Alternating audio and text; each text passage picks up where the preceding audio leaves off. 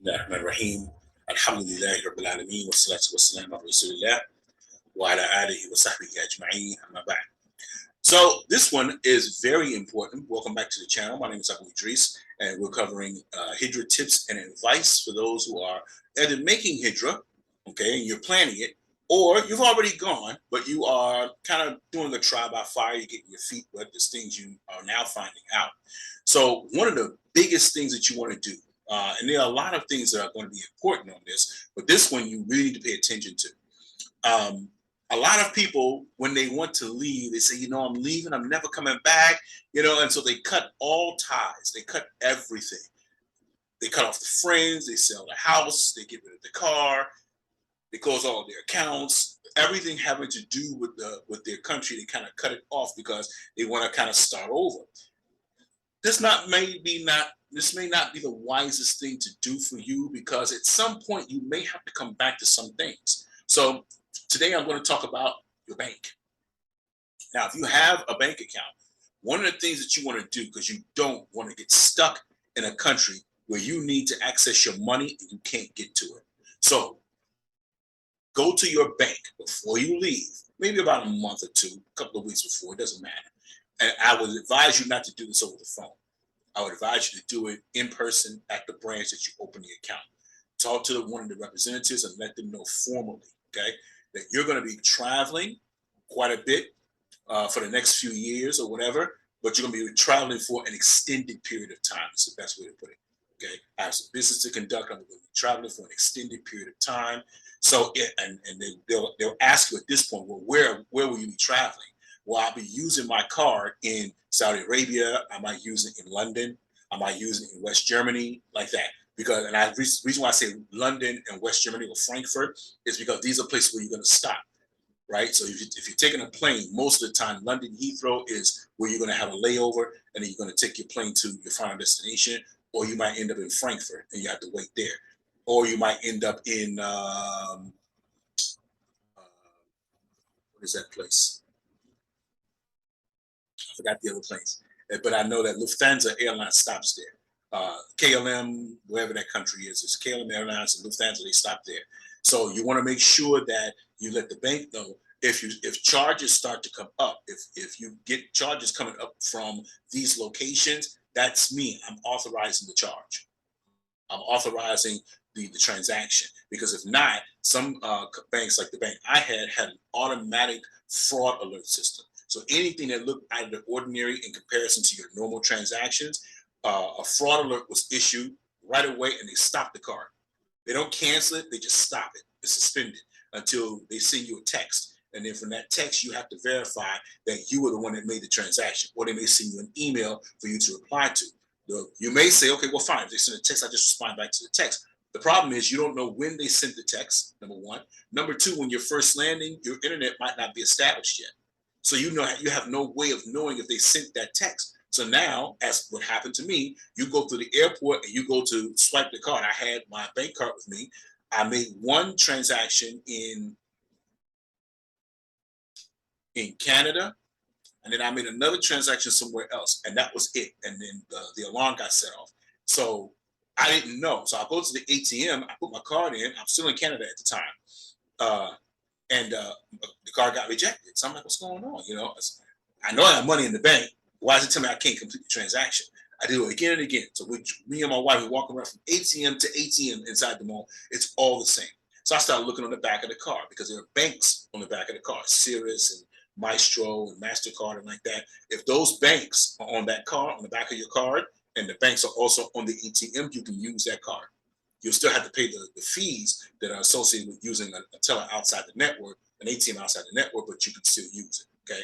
If it's not on there, you're not going to be able to access it at all. You got to go find a bank that's going to accept that particular card. Now, this is if you go to the ATM. If you go to the POS, where you just swipe the card and enter your PIN number, I didn't have any problems there. But again, you don't want to get in a situation where you need to pay for something and your bank is the only way that you're going to be able to pay for it on your card, and you can't access the funds, because you're going to be in a lot of trouble. So call your bank ahead of time. Let them know I'm going to be traveling for an extended period of time. Make sure you make that clear. Okay, don't say a year, 2 years, because they're going to say we can't really do that. And the reason being is because you open the bank to do business within the locale, within the local area, that community, that state, or even in the country. So if you tell them I'm going to be gone for 3 or 4 years outside of, and I'm going to be in, Kuwait or France or Oman or wherever, they're going to be like, well, you need to go open up a bank there because this account is for people who are in this locale. Okay. Now, how do I know that? Because my account got canceled because of that.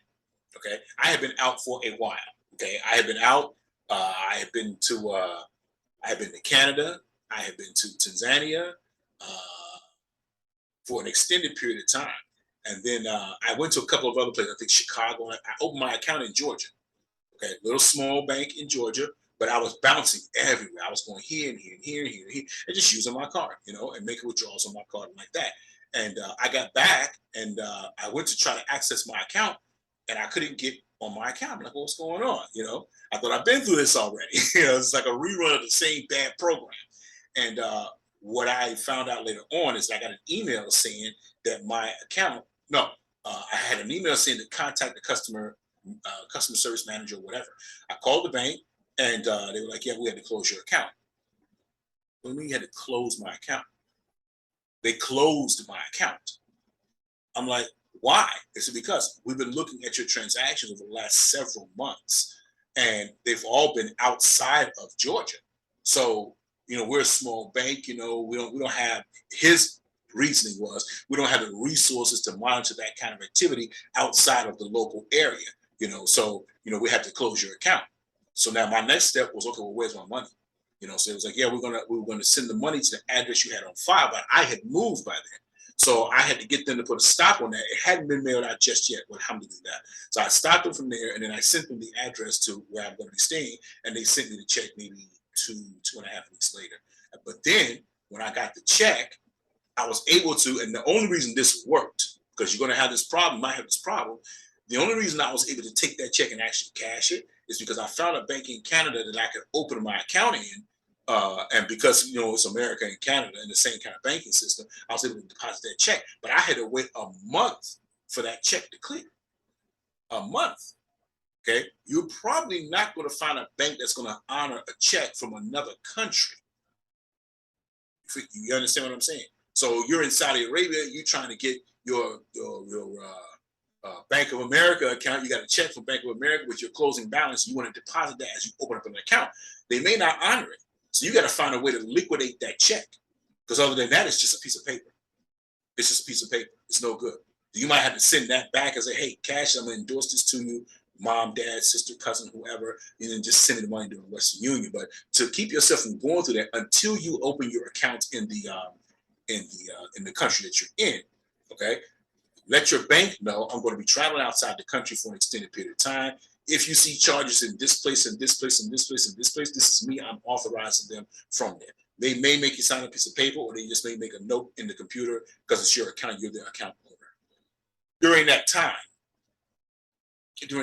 I would set up a system where I could transfer my money from my bank in my home country to the bank of where I'm banking at. I still don't advise cutting off that account because you may need it. Okay. But you want to limit the amount of transactions that come on that card from that bank outside the country. So if you've got, say, a couple of thousand in the bank, to keep you transfer out from that bank just enough to keep your account open. So let's say you keep a couple of $100 in the account, because anything might happen. You might have to go back and rent a car, rent a hotel. You've got some funds in there. Okay. So you take that card, transfer out maybe about $1,500 to your new account in your new country that you're in. And then all your transactions come from there. Now, I've seen cases where some of the guys from like Canada, States, New Zealand, UK, like that, they would have our employer transfer the money into their account back home, which, I mean, that's okay if that's the kind of setup you got for your bank. But in cases like where we're at, you just want to kind of play it safe. You don't want to land somewhere you can't access your money, because nobody's going to believe you. You say, oh, I got money in the bank. Nobody's going to believe you. And there's a service that needs to be paid for, and you can't pay for it. And that's going to be a problem. That's going to be a huge problem. And it's not going to be anybody that you're going to be able to call on an instant and it's going to go ahead and just pay that thing for you. You know, it's an unnecessary hassle. So notify your bank, let them know what's going on. And if you haven't gotten the account open just yet, you know, every 4, 5, 6 months, call them again. Let them know, hey, this is so and so. I just want to let you know I'm just going to extend the period. I'm going to be here a little longer than what I thought. Don't say I'm going to stay here. You know, I'm living here now, because they're going to say, well, you know, this is for people who actually reside in the state. And in a lot of places, they want you to have an account in the state that you're in, that you have to reside there. You have to have some kind of residency there. So you're going to wind up messing yourself up by revealing too much information. I'm going to be here longer than what I intended, you know. So, you know, if you see some charges from Oman, from Sri Lanka, Egypt, like that, this is me. I'm still here. I'm authorized in the state. Okay. The other thing I would say to do is download the banking app. If your bank has an app, and pay attention to the messaging center, because sometimes you get these fraud alerts of, you know, they'll say, hey, we noticed some suspicious activity. We had to cut your card off. They'll send you this in a message. All right. And we just need you to respond that you authorize the transaction, and it will release the hold on your card, which is instant. Once you tell them, instantly the card is okay. Okay. So you want to make sure you do that. Get the app, check your messaging system, frequently check your balances. Okay. Keep a running account. Okay. We're talking about self-management now. Everything from managing your self-health to your your hair care and your eyes and all this other stuff, because you are kind of like going to be your own infrastructure. You're going to be your own system of management, and nobody's going to do that for you because they don't know you and they don't know what to do for you. So you got to manage it all yourself. And brothers, our women are very good at managing things, but you got to help them out because it can be overwhelming. Because before it was a system, right? Everybody was in the system. There was files in the system. Everybody had all of your history, all your documentation. But when you leave, you take none of that with you. And so it can be overwhelming if you got 4 or 5 kids in the house. So she's managing all of their situations, plus hers and plus yours. You know what I mean? So kind of help her out. If you need to buy her a planner, if you need to put alerts on your phone, if you need to set reminders, whatever you need to do you can use tech or you can go analog and use pen and paper, but whatever you need to do to help her to manage that system or co-manage that system with you, do that so that you guys can stay on top of things that are very important. Okay. For some reason, sometimes also the notifications, you don't always get them in real time. You don't always get them when they come out. There may be periods of time where you're out of internet coverage, right? You might be riding through the desert or riding on a road somewhere and there's no towers in the vicinity. You can't get the signal, okay? And it might be something very critical. So just make sure you're checking the app, check the messaging center in the app. Make sure you have an online portal or online, you register for banking online. So you're going to have to incorporate tech into your Hijrah. You have to incorporate tech inside your Hijrah. So make sure you've got the apps. Make sure that you're registered online, especially if you have, if your bank has it. And if you don't know, you should ask them. Do they have notifications of every time a transaction is made? Do you get a text message? This is going to help you a lot, because a lot of times you'll get a transaction or you'll see something on your statement. You go, where'd this come from? What is this? $4.50. 4, 5, 6, 7, 8, 10, 12 times, but you forgot you kept hitting the vending machine when you left the gym to buy you a protein shake. You forgot about that, okay? But at least with the notification, everything that goes in and out, you get a text message for. It can be slightly annoying, but it provides you a track record of everything that you've been doing. So you can compare those text messages with your bank statement and go, okay, I remember that. Okay, I remember that. And you can keep track of your money. I'm telling you, there's nothing worse than going to your card or going to an ATM and trying to access money that you think you have, but you don't have. That puts everybody in a bad situation, okay?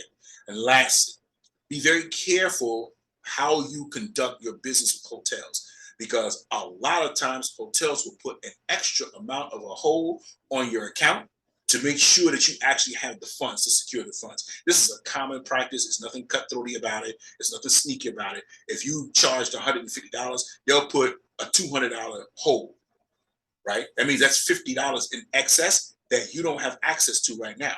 And if all you have is $250, don't go out and make another $100 transaction, because 50 of that you don't have. It's already been earmarked and pre-authorized for somewhere else until they lift the hold, which is sometimes between 28 to 48 hours to 72 hours, depending on who you're dealing with. Okay. POS transactions, to my knowledge, they don't really do that too much anymore. They used to do that, and they used to tack on like a merchant fee or something like that. But in most places now, there's no merchant fees. Whatever you see in the POS, you just swipe that, just do it. I would set my transactions for debit card. So if they ask you debit or credit, do debit, because it comes right out the account, and that's what you want. You don't want to set your transaction as a credit, because some companies have different systems and when they access the money. It's just like when we used to write a check back in the day, right? You write a check, you put a check in the office, but their accountant or their accounts receivable person only makes deposits in the bank every Wednesday. So you put the money in on Monday, right? You gave them the check on Monday, and you're thinking they took the money out. So now you're going out spending, and they haven't deposited that check yet, which means that the bank hasn't called the money that's due from that check yet. It's going to take 2 days from the time that the bank gets the money for them to go ahead and make the deposit, or take the money out from to contact your money to contact your bank to take the money out. So you deposit on Monday, but that money might not get pulled out your actual account until Friday. Okay, so be careful with things like that. So always anticipate, always keep a running like checkbook, right? You got a running balance, because we spend 200 here, we spend 500 here, we spend 150 here, we spend 25 here, and keep your receipts. Keep your receipts, and make sure that you're signed up for electronic statements or e-statements. Okay, make sure that you don't have your electronic, or that your bank statements are not coming to your order address in the form of paper. We're in a digital revolution. Everything is digitized now. There's no reason why we should still be getting paper sent to our houses like this. And this can be very, very dangerous, because whoever is living there and they're not honest, they get access to your entire information. Everything's short of your bank account.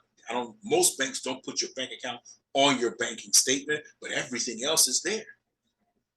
Your balance, all your personal stuff, so make sure that you take care of that. So there's certain things from the tech side you have to take care of with your bank before you start out to go. And that way, when you come back, if there's any updates or whatever, or if there's any problems, you can kind of get on top of that. You can see them before they're happening.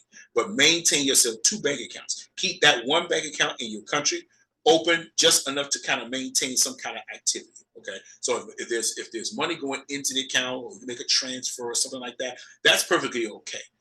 Every once in a while, if you're making a transaction from a different place, they don't expect you to sit in your home with a bank account. They know that you're going to move out and about and travel and go places. Okay, but you don't want so much activity it looks like you're not doing business in that state or in that locale or even in the country anymore. Okay. So those are some things to kind of consider. Make sure that you take care of those things and be smart, you guys. If there's any benefit you got from the video, please like and subscribe, and hit the notification button so you can get notifications when we put the videos out. Assalamu alaikum wa rahmatullahi wa barakatuh.